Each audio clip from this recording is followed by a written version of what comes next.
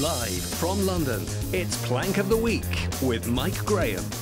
Good evening and welcome to Plank of the Week. It's the one show where you don't have to judge anybody or even worry about being called judgmental because we do it all for you. And I'm delighted to say that we have got the creme de la creme of the crop coming here tonight, but they're just outside watching. What we've got in here is some different people. James, well, kick us off with Angela Rayner. Where do I start with that foul, horrible, appalling woman who could become our Prime Minister? She could. Yeah. Now, first of all, if she's going to be Deputy Prime Minister, it's a bit facile, this. Yeah. Could she dress a bit better? Yes. She's not taking money from the right people. I mean, she's starting to look a bit like John Prescott, though, so I mean... I know. I think he was slightly prettier, John Prescott. £68,000 a year, £68,000 a year. You could get 2 or maybe 3 presenters on Talk for that. You know, 6. Yeah. Oh. 6. Yeah, 6. Yeah, depends on what time of the day. But we are paying for this. You know, she could well afford to pay her own photographer. She doesn't need a full-time photographer, right? I said this earlier in the week. You know, I used to work in Fleet Street. Even Fleet Street gave up on full-time photographers. They hire them when they need them. You know, go take some pictures today. We've got Prince William coming out of Windsor, whatever. Pay them a day rate. 200 quid, 500 quid, whatever it is. You don't give them a salary. I think the thing about... I think, James, about our Ange is, right, the darling of the conference, the union paymasters are all over her, right? And you can sort of one level go, OK, so she's a working-class single mum who's... No, come off it. No, I'm just being honest. But here's the thing. This is a woman who 3 years ago in 2021 lambasted Boris Johnson about having a photographer, lambasted him about his wallpaper, called the Tories scum, said they had their noses in their trough. All I heard about these people in opposition, led by her, was cronyism, jobs for the boys. I get that. This lot, in 12 weeks, this is what I think, right? They are supposed, or were supposed to be, the party of the working man and woman. What a load of old SHIT that is, because quite simply... What is a working man or woman? They don't vote Labour because they look at that and they go, you are abusing it almost as bad, if not worse, than the Tories. One last thing. Go on. Angela Rayner, Keir Starmer and the other ones go on about the Tories' black hole. Yes. They left this black hole that needs filling. Right. Angela Rayner and the others are going to have a far bigger black hole by the time they leave. What, they will, because they're spending million? the money that supposedly is in the black hole. So the black hole's going to get deeper. But let me tell you this. So why? I've got some good news for you. I've got Angela Rayner speaking. Is she coming in? And defending. Here she is defending herself. The British press have printed stories about our Keir and they're calling him names. There's a lot of misinformation and they're calling him names like Free Gear Keir. So what if he went to see Taylor Swift more than once? Big deal. You know, he'd had a difficult summer. He's a football fan. He likes Arsenal. So he wanted to go and see Arsenal, and there's nothing wrong with doing that. He obviously cannot go amongst the football fans, right? Because most of them are far-right extremists. It's not all right when the Tories do it, but it's absolutely fine when us Labours do it because we're doing it for the good of the people. They keep saying, we're doing this for the good of the people and because Britain deserves that we look our best. Yeah. And that's why we need clothes. That's why we need to go to... I can't work out. No, that's ridiculous. Because I thought that was satire for him. Yeah. I can't work out whether they're just new to the job, like kids in a sweet shop, right? Or they're just stupidly incompetent. But the average man and woman is going to go, darling, look, it's a joke. It's a joke. But why can't an intern take photos? I don't understand that. An intern No, but like, there's an iPhone now. Yeah. Why don't you just have someone in the street take photos? You don't need to pay somebody a £68,000 salary to take pictures every day. This is a guy, basically, who's going to take pictures of buildings. She wants her life. No, but she doesn't want all of her life covered because when she went to that very, very nice apartment in Manhattan, which is worth £2.5 million, owned by old Lord Back Alley, whatever his name is. The bottom line is, you know, she didn't tell anybody that she took her boyfriend there. She doesn't want pictures of that, does she? But let's have a look at Bridget Phillipson, who's another one, Education Secretary.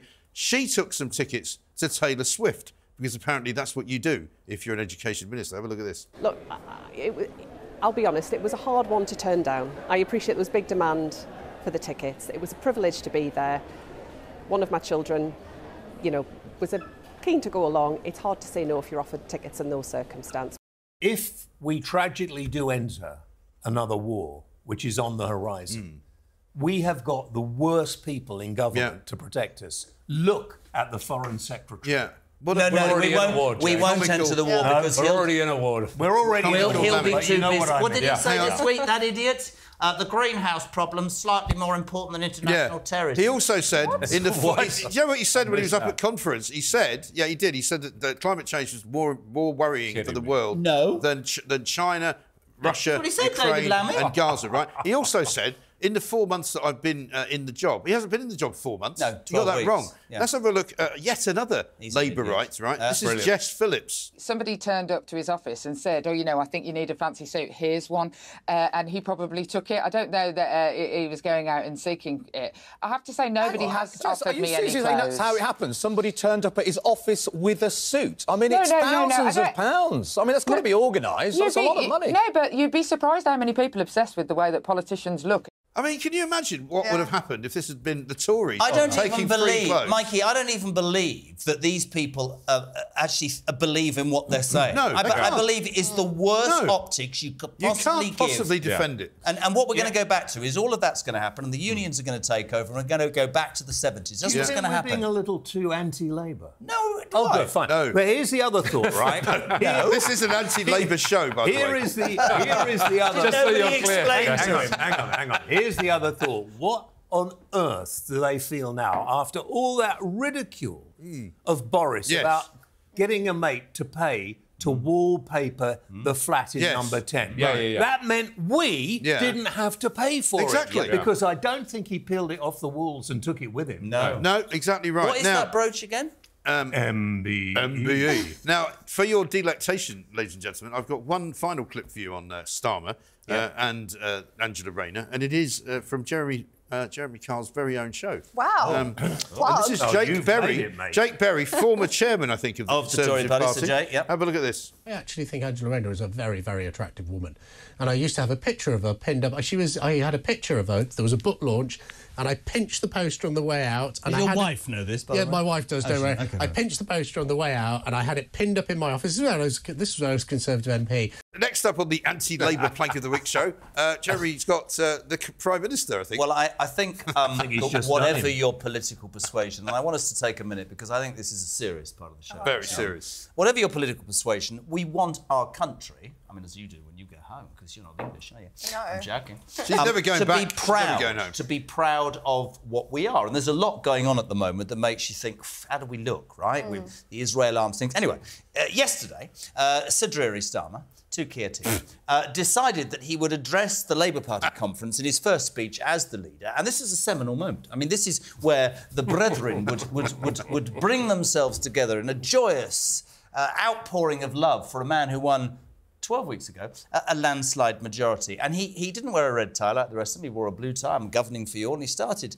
particularly badly. And then he reached a moment that I think will never leave him. Yeah. Should we watch the moment, or do you want to describe it first? Just honestly, describe it for us. This is an extraordinary moment. A man that's going to be on the international stage talking about, I want a ceasefire in the Middle East, in brackets, both sides need to want that, you idiot, close brackets, they don't. And then he said, I am calling for the immediate release of the sausages. Yes. I mean, people listening to you will think he's making that up. No. There's no way. Yeah. There's no way that the Prime Minister of Great Britain, the United Kingdom of Great Britain and Northern Ireland, a pivotal man, a pivotal country in NATO, a pivotal place in history, his first conference as Prime Minister, right? Here it is. I call again for an immediate ceasefire in Gaza, the return of the sausages, the hostages. God, I actually thought it would be less clear. I think Maddie needs to see this again. Yeah, I do. I call again for an immediate ceasefire in Gaza. The return of the sausages, the hostages. We got loads of crazy memes. This one kicks it off. Return of the sausages. Wow. What do you make of that? Blimey. There's another one. It's coming out of his ears. There's also one, I think, from Greg's, isn't there? Oh, you've got one, Jez. I really That's can't. your Which is, background? A hostage role. Oh, I love this. You know? Isn't that movie? I just on a serious note for a sec, right? I can disagree completely with their politics, but I think Mike's really true in what he says. That is the leader of the United Kingdom. But I am calling for the release of the sausages. You utter twat. Here's what I'm going to ask you. Just one point. Hang on. You guys have been in TV more than me, right? Is it possible that somebody pranked him and wrote it on an auto cue instead of hostages, and he just read it out. Is that possible? Yeah. Because he says yes. I disagree with you because some I watched people him. are very bad. No, but he's incapable. You watch his body language. I don't think Jay will agree. He's not a particularly good orator. No, he's useless. And and he's very mechanical, like Reeves is. Now, say what you want about Johnson, he can hold a room. He didn't even need an auto cue. Thatcher could do exactly the same. Blair was great. Listen, again. Well, anyone can do that if they're good. You can do it. You can do it. Somebody I can said do to it, me, you know? the thing about this man is he's actually not a politician. He's an over-promoted bank manager. He's a robot. Actually, who's got absolutely. But I think we even need to make the point very important that is not a piece of AI. It is not a piece of social media that's been plugged on. It's that genuine. actually happened. It was trending on Twitter all day yesterday. I thought it was going to be more like a Biden slur. You know how he just stumbles over his words and you. No, I'm calling for the immediate release of all the sausages. I mean hostages. How can you even say it? It was incredibly clear. We all make mistakes. You know, we produce hours and hours and hours of television, of radio. We talk all the time. We occasionally say the wrong word. We occasionally can't think of the right word. Or you forget somebody's name. You don't say sausages instead of hostages. I've never done anything like that. Have you? I'm thinking that instance, you'd be reading that speech. James would know probably the same, but I would be thinking this is such an important. God, I can mess up on anything, but we're talking about you would have memorised massive crisis. It's a massive event, right? Yeah. But also, I think one of my favourite memes was is a picture of him on the stage going, "Don't say sausages. Don't say sausages." Right. I mean, bizarrely, we've got one final meme to show you, and this is Keir Starmer's dad, of course, who was a toolmaker. He's a toolmaker. Making sausage. Even I get that meme. Maddie, over to you. You're going to China for this one. We're going to China. Oh, this is great. I'm nominating Shanwei Zoo for pretending that these chow dogs, as they are pandas. They literally painted these pandas. This is brilliant. Dogs. This is brilliant. I love this. You've got to watch this. Yeah, check this out. This is fantastic. You've got to love it. They may be unbearably adorable, but they aren't actually bears at all. The latest exhibit at this zoo in eastern China had visitors doing a double take. But some zoogoers in China aren't happy about what they call a deception. According to Chinese state media, the zoo said it dyed the dogs black and white because they didn't have any pandas. A worker insisted visitors are not being misled. Oh, man. Do you remember? We're going to look at it in a second. That zoo in China last year who had the man in the bear suit. Oh, my and God, nobody could work out whether it was a bear or not. Please tell me you got footage. Let's have a look at that. Oh, brilliant. This morning, a zoo in eastern China is getting a lot of attention because of a video and a single burning question. Is this sun bear, named Angela, really a bear? Or is that a human in disguise? Look closer. The straight posture, that saggy skin. Is she waving? Obviously, people at the zoo have said, like, can we please have our money back because we've gone to see, you know, China's most famous animal, aka the panda. That's brilliant. And so they can I have my money back? And then all these people complained, and apparently when it happened, because it happened again in May at another zoo, and people complained again, and the zoo said, oh no, these are panda dogs. Brilliant. They're a different breed. They're panda dogs. I think it was the moment at which the panda barked. It was I was slightly concerned. Yeah, absolutely right. I hope the bloody zoo gets closed down and they treat animals like that is appalling. I agree. It's a shit zoo. I don't like it. No, I agree. zoo. James loves his dogs. Yeah. And you know, why don't you paint them black and white and charge people entry? He wouldn't do that. You're very, very close to the line. But you'd think about it for a few quid, wouldn't you? You won't like this. No, I do it for others. When they became under scrutiny, people were like, why would you dye your dog's hair? That's so bad for their skin. Because apparently these dogs have quite sensitive skin. Oh, yeah. And this zoo came out and said, normal people dye their hair. Dogs can dye their hair too. It's the same as hair. I think it's hilarious. Anyway, Right, swiftly. I think that might be the winning. It's so weird. You know what? I deserve to win, actually. Honestly, I think for Anglo-Australian relations, just go down the pub. I mean, you know, anything to get away from giving it to Labour every week. Yeah. Will, you've got the Church of England. I know. So my one is particularly a special and serious one, which is the Church of England, which under Archbishop Welby Wokeby continually like to put their foot in it. So what they've actually advertised for is a job as head of racial justice.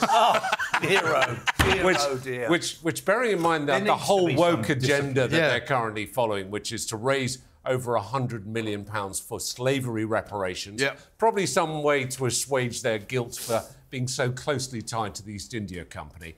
But this position is also double the price or double the salary, if you like, of a standard reverend within the Church of England.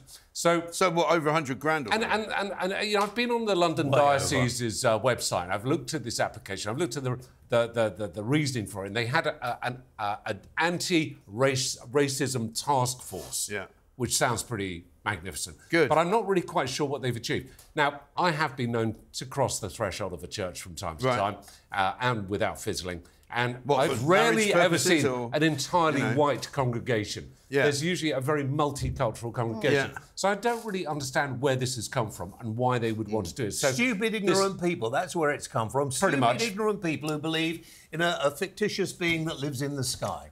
I would like to say... James. You know what's funny, though?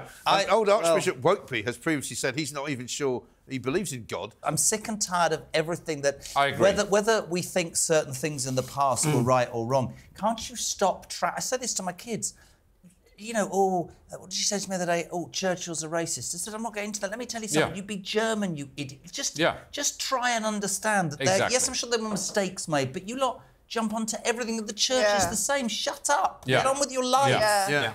It's like I'm proud of being only British. A couple of weeks ago was banging on about the British Empire and how awful it was and how we must, repent for our sins for ruining the world. We saved the world, exactly right. Yeah.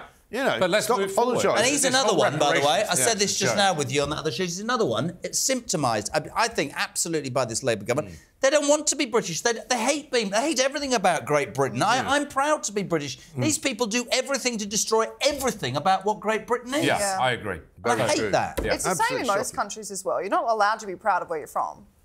That's not true of a lot of countries. Australia? In a lot of the Western ones, Australia. Oh, God, Australia, look at Europe, 100%. right? If you look at Europe, the Germans are now very proud to be German. It took them a long time after the Second World War. But when they had the World Cup back in sort of, what was it, 2006, I think it was? They've suddenly got the flags out. For the French have always been proud of their flag. The Italians wave the flag all the time. That's what I thought in a very strange way. But we can't wave our flag. Oh, no. Mike. I thought that about Brexit, right? And everybody will laugh at me when I say this. I think the Germans are an absolutely fantastic role model. What happened was appalling. They went into themselves, closed their borders. If you want to buy the best car, they are an amazing, amazing place. I mean, they've got problems with immigration, but what they did was incredible. That's what we should do. You know, the interesting thing is, since you brought this up, the MBE. The MBE. Oh, the MBE. It's a lovely, it's a bejeweled version of the British Empire. Right? And I've had quite a lot of stick for accepting it. No. Yeah. Why? Well, because people are idiots. Coming up in the next bit of a show, we've got Rachel Reeves and Dale Vince, who I interviewed this week, who's a complete and utter plank. And I'll be telling you why. Coming up after this.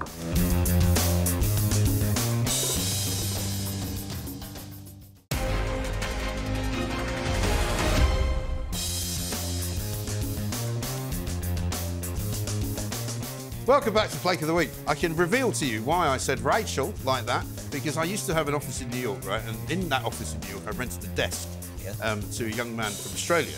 He used to work for News Limited in Australia, and he used to work for the Australian and the Sydney Morning Herald and all that sort of stuff, right? And he was doing an interview one day, and he told me, very excited, doing an interview with Rachel Hunter, who was a supermodel. Amazing-looking woman. You remember Sports Illustrated? Married to Rod Stewart. At one time married to Rod Stewart. And the phone rang. He'd gone out to get a bagel or something like that. The phone rang. And I picked up the phone. Hello! Is Michael O'Regan there? And I went, yeah, who's calling? She went, it's Rachel Hunter. And I went, oh, my God. She sounded awful. I was like, she did, though. And I had this vision of her as this amazing-looking woman. Oh, did that stop it all? We are aesthetically quite stunning. Anyway, Dale Vince, right? You all know who he is. He's the founder and owner of Ecotricity. He's also the owner of the only vegan football club in the world, Forest Green Rovers. They've actually made their stadium out of bamboo or something, right? And they play on grass and they eat grass and they only feed their players grass. Wait, is that a joke? And they scored unfortunately, any they've just been kicked out of the Football League as a result of not being any bloody good. Anyway, he's also a donor to the Labour Party, and he's kind of gone under the radar because this week it's all been about Lord Ali. Dale Vince has given way more money to the Labour Party than than Lord Ali has. Previously, he's given money to Just Stop Oil. He's a massive green maniac, right? And he's always having twos and fro's with me on Twitter. But have a look at this. This was me interviewing him on my show earlier this week. Lord Ali puts you in the shade, doesn't he? I mean, you've only given him 25 grand. He's given him, like, nearly 2.5 million. Has he? I didn't know that. But I think my number was about 5 million this year or something like that. You gave 5 million to the Labour Party. Right. Anyway, do you know what they spent it on? No. So I just don't think there's a scandal here, Mike. Well, you're about the only person in Britain who doesn't think there's a scandal here. It may be what's going to happen now that we know that you've given him even more money than he has. They'll probably start looking into what you've been doing. God, sorry, Mike, the scandal was that disgusting scarf. Yeah, well, there was that. I mean, at one point I did ask him whether somebody had given that to him. But no, he wears a Palestinian scarf every time he comes on. He's half of his head shaved because he thinks it looks good. He's a former hippie. He basically started his business with one windmill. I mean, the guy has made a lot of money and he's, you know, very famous now. Yeah, good work. Don't have a problem with that. But he basically said, I gave them 5 million quid. I don't know what they did with it and I don't care. Oh, really? Is he that rich? Said, he's that rich. And to which people said, well, one, that's kind of embarrassing because, one, you really shouldn't be that careless with money. But this is the problem that Labour have got. They've got people like him giving them money to win the election. I think we should know, as the electorate, what on earth are they spending it on? And what did they use? For all I know, Keir Starmer put it in his back pocket. I don't know. I mean, we saw a story just breaking this week about how the accommodation, £20,000 accommodation that he accepted from Lord Ali, which he told us, first of all, was for party activities, which was for fundraising dinners, also for where he spent the night of the election and all of that. It turns out that he now says that he gave it to his son, who was studying for his GCSEs, and he needed to have a quiet place to do his homework. £18 million penthouse in Covent Garden. That's really? Not bad. Wow. Do you know what? And so I think it's really... this story is not going away because I'm going to chase it personally because I want to know what Labour did with that 5 million quid that Delvin's gave them. Well, right. Yeah. And why do these people with green issues have... Can I just make a quick statement that will... There is no problem with carbon or anything like that. Forget net zero. The problem this planet has is there are too many human beings. Completely agree with you. And we're going to get more and more. And when the planet cannot survive anymore because of all the human beings we'll be dead and I don't care. Yeah. I don't like to use the phrase mainstream media because we are the mainstream media as well. But people like the BBC and Sky and ITV, their news operations don't cover any of this stuff, right? No. They're embarrassed to ask questions about the donations. Why? Because I think fundamentally in their own heads, they don't want to be seen to be undermining a Labour government. They want to be there actually saying, you know what, we've got a Labour government after 14 years, we campaigned to get the Tories out because they did, and now we have to give them a chance. Gary Neville almost made it onto Plank of the Week this week because he's been out there going, what did you expect after 10 weeks? What did you think they were going to be doing? If he's such a socialist, Gary Neville, don't you wonder, Joe, why he doesn't give all his money to all the people who haven't got anything? I mean, he's a very well-heeled property developer now. I mean, I wonder why the guy you were talking to with the silly scarf... Dale Vince. Yeah, I wondered why he doesn't give... Perhaps he does. I mean, he may give a lot of money to people who are poor, people who are homeless. He may well do it. At least he gets a lot of money. Has the nerve to come on this station. Yes, he does. I agree. And he likes to come on because he and I have a bit of banter between us and he laughs at my questions. But the serious point is that he didn't answer where the money went. And I think we need to know. He probably just hasn't even checked. Yeah, but that's ludicrous, But I find that so weird. When you make donations, don't you say, I want it to go towards X, Y, Z? Say if even when rich people make donations to their old high schools or their old universities, they say, I want it to go towards X, Y, Z. I want to make a building for... Well, whatever. I mean, he did say to me, he said they won the election with it. They used it to spend on the election campaign. Fine. But just say that. Don't say, I don't know what they did with it. James, over to you. You've got the University of Kent. Well, yes, and I live... Hard to say that wrong. In the Garden of England. Yes. As you know. I'm just absolutely, completely gobsmacked about the stupidity of the people who run our educational especially services. higher education. Exactly. They say universities are desperately in need of money. They need to put up the cost of studying. And then these plankers. Yeah, plankers. Then these plankers actually go and they want to do this. They basically produced a trans and non-binary inclusion guide, which is going to be handed out to old people. Because apparently they're now saying... Old people. Old people's homes. Retirement home. I'm an old person, and then they could go and stick themselves on the top of a tower.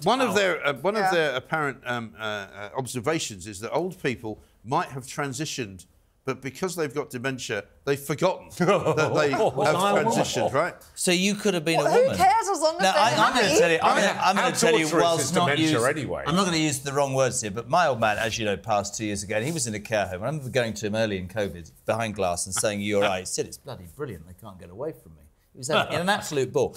When he died, it was taken over, and I drove past about 3. I've told you this. 3 months later, and there was a pride flag outside.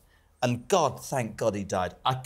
He would have been thrown out. He'd have said everything wrong if they tried to tell him about... Because it's like, they're expecting pensioners who are trying to get this winter fuel credit. Yes. They have to go online and answer 243 questions. Yeah. How many people of an advanced age are computer literate? What do we expect? We should be looking after our older generations. No, exactly. Jay, that's give them a comfortable last few years. I mean, the problem with these people is they don't need to be inclusive. They are separated. Because I blame it on Tony Blair, because it was Tony Blair who wanted as many people to go to university as possible. Now, it's fine going to university. I've got nothing against that. It doesn't make you better than somebody who didn't. But you know what he also did, Tony Blair? He created universities as a business, right? Yeah. And now it turns out that they're all suffering and they're all about to go bankrupt because they rely so heavily on foreign students. Because they absolutely rinse foreign students. And I think there was a piece of data that came out the other day which said that I think something like 50 to 60% now of the income of all universities comes from foreign students. Yeah. But they're not democratic anymore. I mean, there was a time back in the 90s, and I don't want to do it, so it's OK, where I used to go and take part in debates at Oxford and sometimes at Cambridge, mostly Oxford. Yeah. And that was great. We used to have real humdingers across the, Can't do that now. People get anxiety from that. You can't have it. Well, you know, when I went to university, so long ago, I went not only for free, they actually gave me a grant. They actually gave me money to go there. Wow, because you're so smart. Well, it wasn't that. It was they gave me to because so few people went. It was like 5%. What did you do a degree? Economics and politics. I did it in history. But I didn't actually graduate. I did 2 first years. Oh, what a waster. What a waste. No, not at all, because you know what I did? I was there about 3 months and I became editor of the student newspaper. And I knew that was what I wanted to do. And that sparked your love of journalism. Yeah, and I used to spend the entire time just railing against the student union. Calling him out for being complete and they must have loved you. That reminds me, once the students at my university went on a march, and they said, "Are you coming?" And I went, "No, it's raining." And I met them at the end, having got a Costa. I'm not interested. Go and just. And the only reason when we occupied the Vice Chancellor's office, it was only so we could go into the Vice Chancellor's office and shag people on the table. Oh, that was the only reason we did it. I'm sorry. Did you just say that? Yeah, you can say it. I wonder if that's going to get bleeped out. I'm so sorry. Thank you, James. There is a lady in the room, Mike. Yeah. Well, don't you agree with shagging? Is there a problem? Sorry. I wanted to tell my joke that I've never done my rhyme about Tim and Kent and Timbuktu. Yes, and I'm going to do it. And if Chuck wants to cut it out, I've never thought there would be an opportunity. Tim and I went down to Kent, and we met 3 women in a tent. There didn't seem a lot to do, so I bucked one and Tim bucked 2. I've waited all my life to do that. Shocking. Why would you be doing that on your show? Maddie's never going to come back now. Right. Well, you said she will. She's class, aren't you? Yeah. Listen, Jeremy, over to you. Rachel Reeves is the next one in the fire. Is it just me, right? Yeah. Or does she look like Richard III? Rachel III. Anyway. We've talked about Starmer. This sort of idiotic, sort of no acknowledgement to what you're actually doing. We've talked about Angela. I mean, this one... Right, and by the way, on a serious note, I couldn't give a damn for a job whether it's a man or a woman, and I was Thatcher's biggest fan. So I'm absolutely. She's walked into the Treasury, as Chancellor of the Exchequer, and has removed instantly every picture of every male chancellor. Yeah, that's really to odd. Empower women. This is the same week that the Justice Secretary Mahmood has said less women should go to prison. I would only respectfully suggest that if you are a criminal and you're a woman, you should go to prison. And if you are talented enough to be Chancellor of the Exchequer as a woman or a man, But this is exactly the same as Starmer, who removed Thatcher's picture from 10 Downing Street. What do these people think this means? I genuinely... Because you know what? They're all about rewriting history. They genuinely are. Erasing history. Will, you haven't said much lately, so I'm going to give you a chance to go here. I don't blame you. I mean, it's a lot of people... I'm enjoying the show, Mike. Chairman Mao did this, right? Yeah. I used to have the little red book of Chairman Mao because my dad had it because he was a bit of a communist, right? Yeah. And he reinvented history in China. He reinvented, you know, they called it the Cultural Revolution. They killed people who knew anything about the past that they didn't want to know about. And they imprisoned people who didn't agree with them. This lot are not very far away from that. No. CCP is still doing it now. Yeah. And I mean, this is a typical dictator playbook. Yeah. In terms of fundamentally turning around and saying, right, these are the new values. These are the values that you need to follow. Yeah. Everything you did historically, you cannot refer to. Forget about it. You can't use. Or it's against the establishment or it's against the regime. Yeah. So it is a typical dictator's playbook. And we're seeing this in terms of certainly the winter allowance. Yeah. Looking at Keir Starmer, eliminating that. Yet there's in excess of 8 billion that has been given already and pledged by the Labour Party to Africa for climate change. Right. And 11 billion in pay rises to their union paymasters. And here's the interesting thing about the winter fuel thing. We were talking about this the other day. Even if they do this, they're only going to save £1.5 billion. We talked earlier in the show about this 22 billion black hole, which I think is a fallacy. Yeah. If I come into the job and I'm 22 billion in the red, right? Yeah. I'm not going to spend 11 more billion on day 3 to pay all my mates a pay rise because then it's 33. I honestly think they're a shambles. But for her, you know, Richard III. Rachel III. Hang on, this is more worrying though because they're not competent. No, and I don't actually think they can run a country. I agree. And I don't think they're going to be here for 5 years. I don't think so. I agree with you. I think you're totally right. I think they will be trashed in the elections, and I think they will. And I'll tell you what I said the other day, they laughed at me, he'll be out within 2 years. I agree with you. I think that's... And people are going, that can't happen, they won't have to do that. I bet you they will. They will. This is Rachel Reeves meeting a fan. Let's have a look at this. We're really concerned, Rachel. What's your current position in respect of what's happening in Gaza at the moment? We should have this conversation separately. Well, we've tried to have this conversation, and you've not been available. Can we start the campaign session? So it doesn't work. We've tried. They're only simple questions. You've got to speak to people in the conversation. Rachel, no, that's fine. So we'll stay with you, and we'll ask your constituents what they think about it. I don't think that's. Rachel, can we talk to you? Just answer our questions, Rachel. It's just simple. Just answer the question. How could you live without water, Rachel?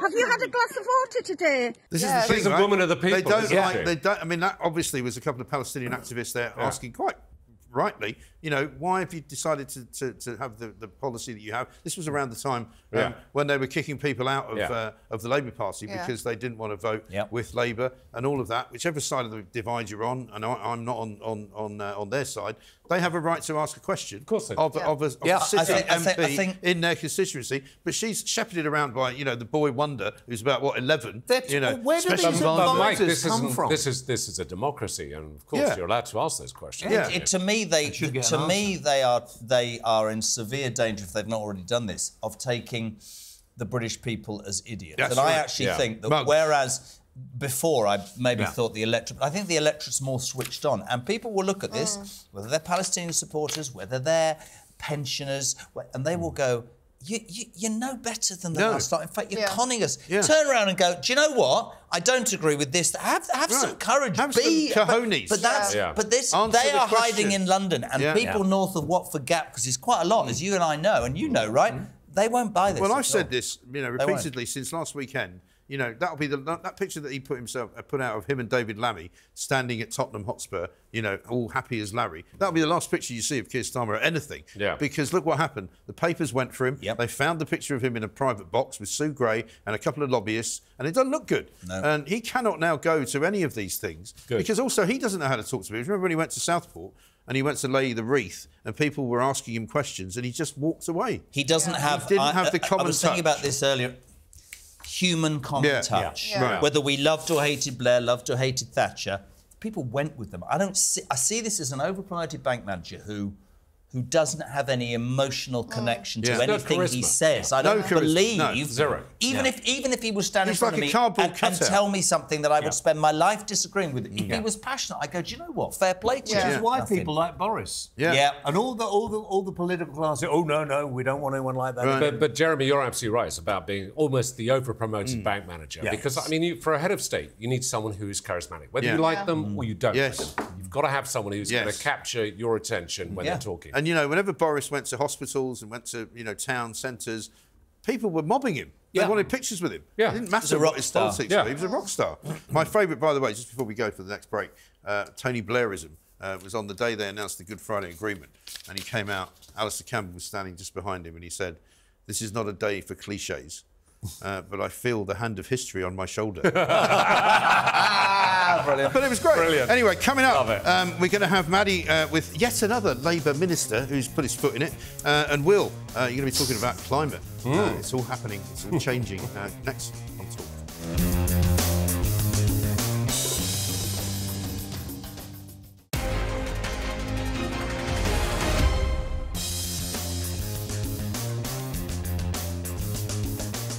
Welcome back to Plank of the Week, and we have got some very, very good nominations, I have to say, and many of them from the Labour Party. And don't be upset if you're, from the Labour Party that we haven't nominated anybody from the Lib Dems or the Tories. Don't forget, last week Ed Davey was Plank of the Week, Lib Dem leader. So, Maddie, you've got another Labour minister. Well, I do, but I want to preface by saying I'm not highly, obsessed with the Labour Party or anyone. I'm still finding my feet with UK politics. Are you? I am. A year later. I am. I don't know where I lean yet in this country, Mike, but you're a journalist. You're not supposed to lean. You're supposed to be completely so like me. We know which way we lean, don't we? Like me, you should be neutral. You don't know where you lean. I'm completely neutral, right? Okay, I'm completely that makes neutral. sense. Are you? I'm about 20 miles to the right of Genghis Khan. No, I'm very neutral, completely neutral. Okay. I give them all a kicking. All right, you're right. But I'm going to kick this guy. I'm going to kick the health minister, Andrew Gwynne, because I have to say I'm annoyed. And I'm annoyed because it comes from a place of experience. Yeah.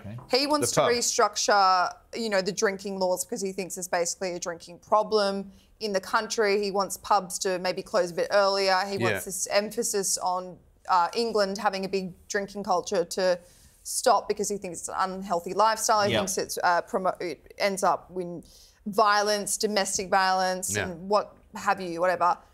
The UK has already been subjected to this in the last few years, especially with COVID. And there's something like, Maddie Grant did a great article in The Telegraph about it. She said there was something like 60 pubs close a year. Yes. True. And we've gotten to like 2,084 before every pub will close in the UK. The reason why it annoys me is because back home in Sydney, we implemented these lockout laws, right, in 2014, and it completely obliterated the nightlife. Yeah. And it affects the economy so much. Yeah. And you the nighttime economy is massive. And it's just like, this is what people come to England for. Yeah. That's just a reality. There's a pub culture, there's a fun nightlife. Everyone wants to be here. People travel from all around the world to go to the pubs. My family was here last week. All my little brother wanted to do was go to a pub in London. Yeah. He wanted to pub Which one did you take him to? Well... Or several. How old is he when you say little? Should he 27. be... Oh, I think he was 7 then. He's 7 years old. Yeah. No, but you're right. Yeah. People love London pubs. They love country pubs. And the morality, where they're spouting all this rubbish. Yes. In this nanny stage, you can't smoke, you can't drink, you can't... We're going to tell you what you can do. Right. There isn't any acknowledgement, as you quite rightly say, about the hospitality industry, about the jobs, about... They go about growing the economy, and yet they're screwing the very people who I think provide money for the economy. And during COVID, hospitality probably suffered more than any other industry. It did. So it should be boosted from now. It should have. But they use that old excuse. Oh, well, this is to help the NHS because if people didn't drink, there wouldn't be any domestic violence, there wouldn't be any accidents, people wouldn't fall off the ladder. People wouldn't trip over the stairs. People wouldn't end up in hospital. People wouldn't fight each other. Well, guess what? People that do those things do them anyway. Alcohol is not the catalyst to sexual harm or domestic violence. You've got to stop blaming a substance because then it also takes away from people's livelihood, having a good time. Again, the the whole... We're in danger of telling people this whole nanny state. Yeah. You can't control your drinking, so we're going to tell you when you have to stop. But that's socialism. And you know what's funny? Yeah. That is socialism. You know what's funny, though, is the reason that we've got the drinking hours, for example, that we've got now, is the last time Labour were in, Tony Blair decided he would expand the drinking hours because he wanted us to have this kind of cafe society. No, he wanted to make sure that all the migrants he let in were able to have a drink, because there were so many of them. Maybe, but the point is that he sold it on the basis... They don't do alcohol. No, some of them do. They sold it on the basis that this was going to be like Europe, you know, because if you go to a bar in France or if you go to a bar in Spain, and we hear this all the time, you never see anybody who's drunk. They have like little sip of wine. A little sip of wine. You know, glass of sherry. You know, I'm there with, you know, the family, couple of bottles of wine, shipping in. Come on. You love a wine. I'm still there after everybody else is gone. They've all gone home for a siesta. I'm going to bring us another bottle. You know, there is difference in culture. Yes, there's no doubt. Where you drink. But Australia, I mean, my dad used to tell me stories about Australia of old, where they used to have, he was there, and I kid you not, where they had a bar underneath which was a urinal. Men would stand there drinking, and they wouldn't have to move. They would pee in the urinal. As well, he said with an ing on the end. Hang on. Like, that's obviously the extreme. But what I would say is, you know, the UK and anyone who's, you know, opinionated about immigration in the UK always refers back to Australia's immigration. Yes. Stop the boats. It's been one of the most successful policies that maybe it was now Tony implemented by Albanese.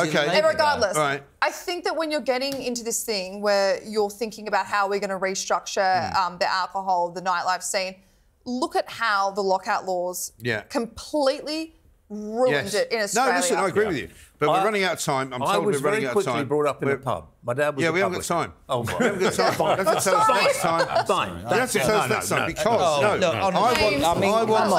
I want to get Keir Starmer's view on pubs, right? Let's have a look.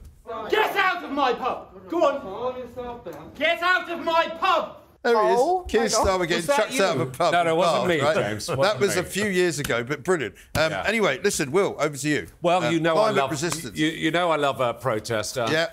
Sprinkle a little bit of Labour Party, put a bit of Rachel Reeves in. Rachel!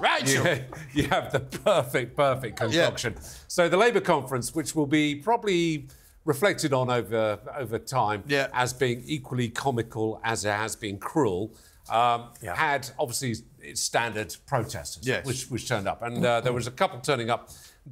As they always do, they hybrid this stuff between climate and Palestine.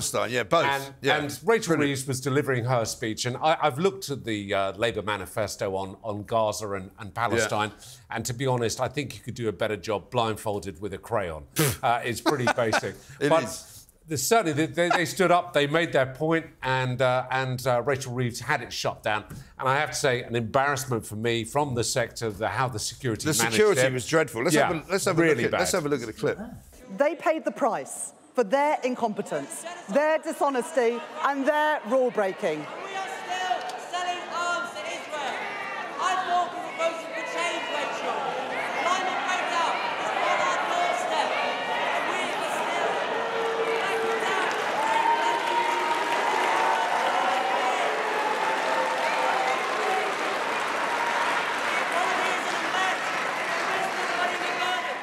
And he was seen later, right? And he had marks on his neck. He had marks on his arms. They put him in handcuffs. And he said at one point, one of them called him a weasel. Yeah, absolutely. I mean, that's not what you do, is it? Mike, I've had personal frontline experience of dealing with protesters and getting them out of places like that. That is not how you do it. So whoever was responsible was shocking. Should we have a quick look at Greta Thunberg, who's also been she's basically given up on climate now. She's moved over to Gaza. Have a look at this. Show me what democracy looks like. Show me what the people look like. Show me what power looks like. One struggle, one fight. Climate justice, human rights. Coming up, we're going to be judging who's going to be Plank of the Week. Well, you are. We don't get to. Well, I might ask you for your advice. Really? You never know. That would be nice, wouldn't it? Also, Ed Millipede. That'd be a first.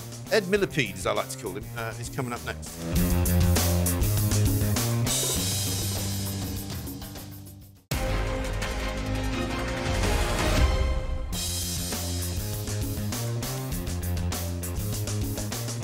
Welcome back to Plank of the Week. One final nominee for you all is this man. And before I say anything, just watch this. Answer, my friend, is blowing in the wind. The answer is blowing in the wind.